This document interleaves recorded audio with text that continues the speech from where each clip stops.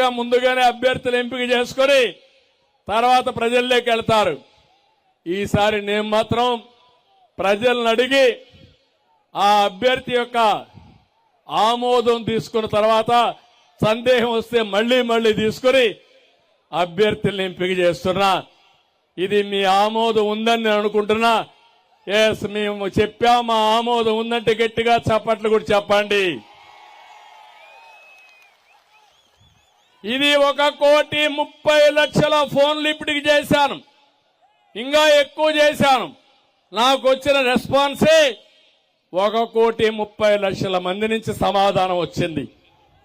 మీరిచ్చిన అభిప్రాయాలు సేకరించుకుని నాకుండే రిపోర్ట్లు పెట్టుకుని అదే మరి మీ అందరికి ఆమోదమైన వ్యక్తిని రాజకీయ విశ్లేషణ చేసి నాకుండే పరిధుల్లో మంచి అభ్యర్థుల్ని మీ ముందర పెడుతున్నాను.